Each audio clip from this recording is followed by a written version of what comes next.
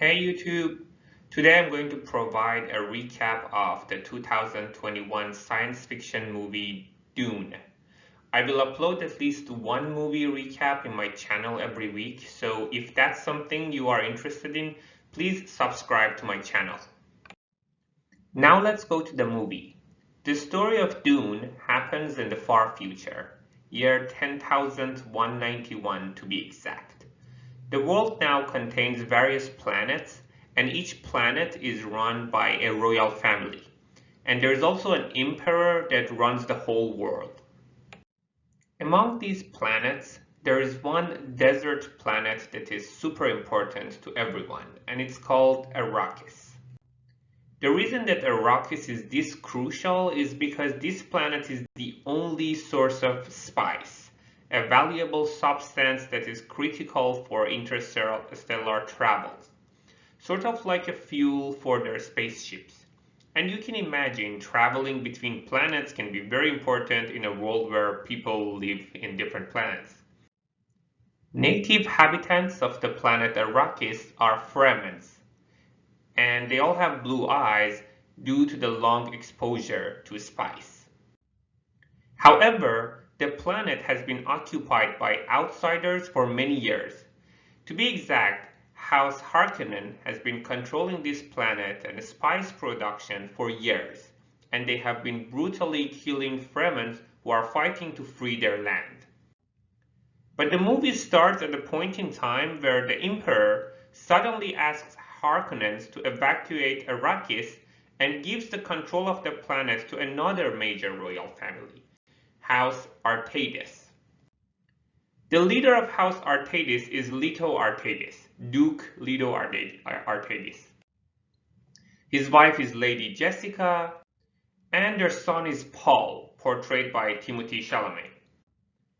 When Leto hears that the Emperor has asked them to take over the control of planet Arrakis, he has some doubts and fears because that's a strange request by the Emperor, and he knows that there might be some hidden motivations there. However, he has no choice other than accepting the responsibility, and he swears to bring peace to the planet Arrakis and end the long war with Fremens. We also learn that Paul, Leto's son, has been having strange dreams about the sand and Arrakis lately. They are more like visions about the future, but he keeps seeing this unknown girl in the desert. Also, Paul has a specific power that was passed on to him from his mother, and it's called the voice. Basically, both he and his mother can force people to do something if they speak to them using the voice. And we see that Paul is just learning how to use and initiate the voice, but his mother is actually pretty skilled at it. Another important character in the story is Duncan, portrayed by Jason Momoa. He's a sword master of the House Atreides and a very good friend and mentor to Paul. The movie then takes us to the home world of House Harkonnen, the previous invaders of planet Arrakis. And we see Baron, the head of this house, who is a giant man. And he can float in the air. And we see that they are plotting against the Atreides, but we don't know exactly what is their plan. Then we go back to the Atreides kingdom to learn new and scary things about Lady Jessica, Paul's mother. We see a very unusual interaction that Lady Jessica arranges between a scary old woman and his son Paul, during which the woman actually tortures Paul to test his powers and limits. We learn that Lady Jessica is actually part of a pseudo-religious, all-women, super powerful organization called the Bene Gesserit. And this scary old lady is the head of that organization. And what they do is they serve as a powerful partner to the great houses. But there is more to it. They also steer the politics on the Imperium from the shadows. And above all, for thousands of years, they have been carefully crossing bloodlines to bring forth a super being that they call Kwisatz Haderach.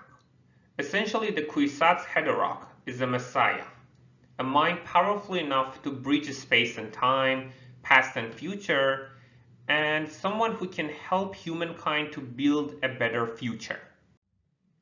Now, the scary lady does not really like Paul because they have been asking Jessica to bear only daughters, but Jessica decided to give birth to a son anyway and trained him from childhood to become the One, or Kwisatz Haderach. At least that's what Jessica hopes. But the scary lady is not so sure.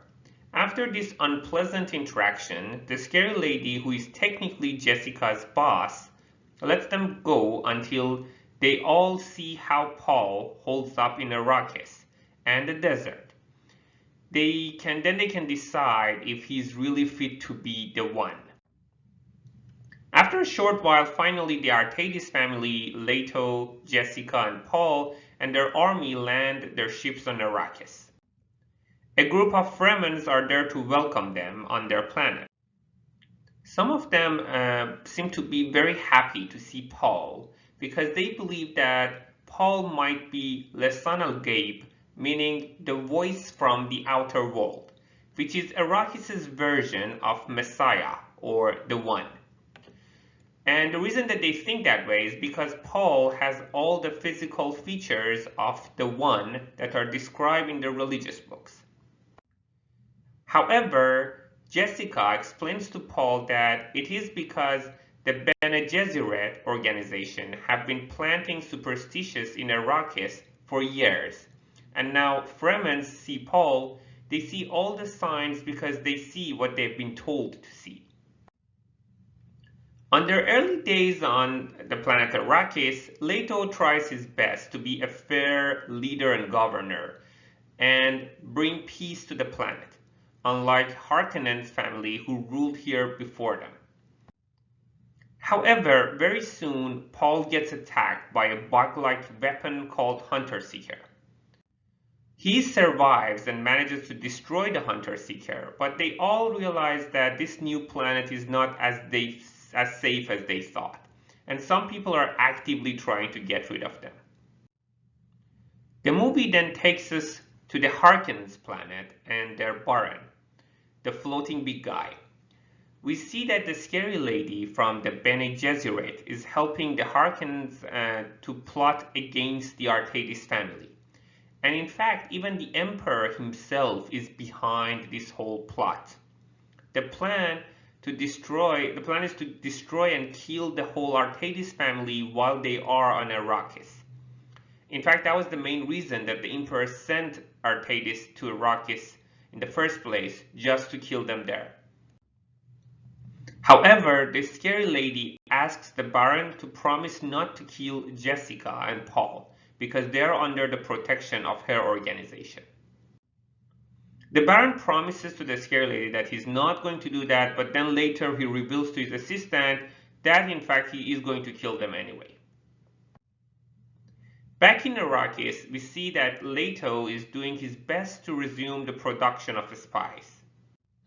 And Duncan, their legendary swordsman, has been helping them to sort out the chaos around the planet. And Duncan is now very fond of Fremens and respects them and their honorable culture greatly. Paul and Leto are also becoming very fond of Fremen's culture. When Stilgar, one of the leaders Fremens portrayed by Javier Bardem, comes to talk to Leto, Paul and Leto treat him respectfully and gain his trust. This is important for later in the movie. The movie also introduces another new character, Dr. Liet Kynes, who is the judge of change appointed by the Emperor for a smooth transition of power. She seems to be a good person and knows a lot about Arrakis, of course. She's been living here for a long time. Now, one important thing that Paul learns about Arrakis is that the largest and the most dangerous organism on Arrakis is the sandworm, capable of reaching 400 meters in length and Fremens avoid making rhythmic noises in the desert because it attracts the sandworms. And in fact, in one of their earliest missions on this planet, Leto, Paul, and Liet encounter a huge sandworm. The worm swallows a whole military station in front of them, which is pretty darn scary, but they manage to escape in time. Couple of nights after that, the enemies of the House Artades finally make their moves. Through the betrayal of the family doctor, they manage to capture Leto and later kill him. And they destroyed their entire army and equipment in one night. Duncan, their legendary swordsman, managed to kill many of the enemies and escape. But Paul and her mom, Jessica, get captured by the Harkonnen army. They plan to throw them out in the desert so that they get killed by worms. In a very exciting scene, Paul and Jessica manage to use their power, the voice, to force the kidnappers to release them. And then Jessica kills the last guard and sets them free.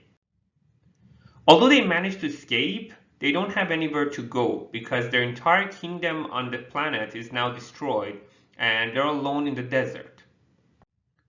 The day after, we see Liet, the judge of changes, and she sees for the first time what has happened to Artades, and she gets pretty upset. She teams up with Duncan to search for Paul and Jessica in the desert. Back in the desert, Paul and Jessica are pretty desperate because of the heat, and Paul continues to have his visions. He sees the Fremen girl that is always in his vision. And he also sees himself fighting along the Fremens with blue eyes.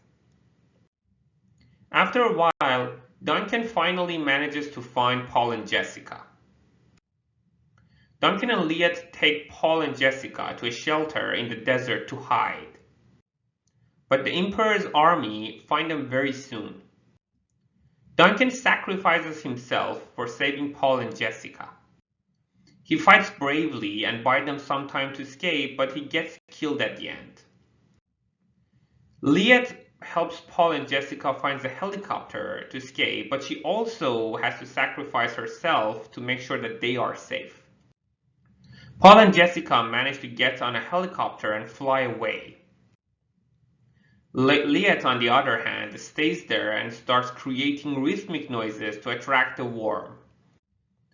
But she gets stabbed by the Emperor's army before the worm gets there.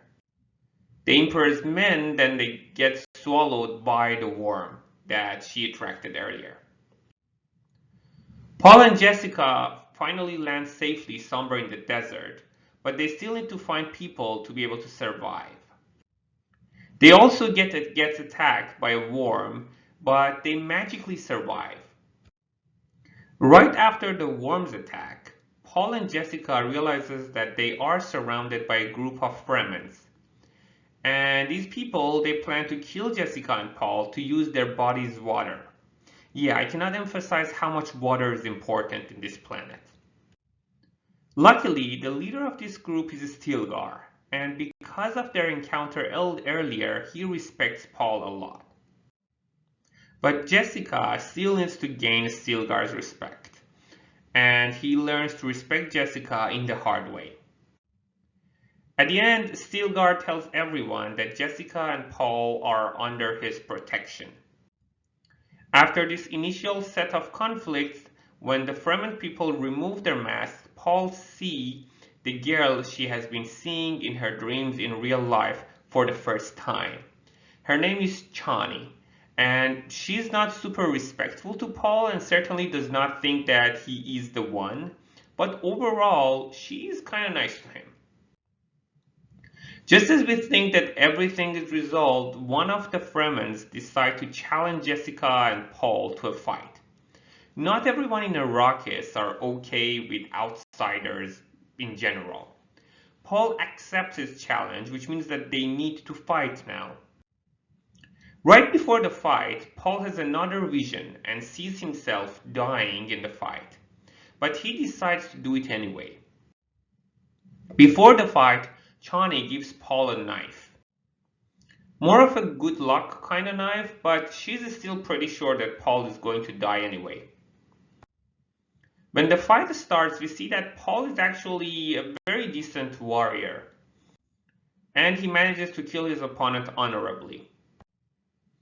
After the fight, Stilgar suggests that Paul joins them, but Jessica is hoping that they could escape from this planet pretty soon. In response, Paul says to Stilgar, "My father came not for spies, not for the riches, but for the strength of your people. My road leads into the desert. I could see it. If you'll have us, we will come." In the last scene of the movie, Paul and Jessica are looking at the desert when Paul says, "Desert power. This is only the beginning." And Chani smiles at Paul, exactly the same as the first vision that Paul saw of her at the beginning of the movie.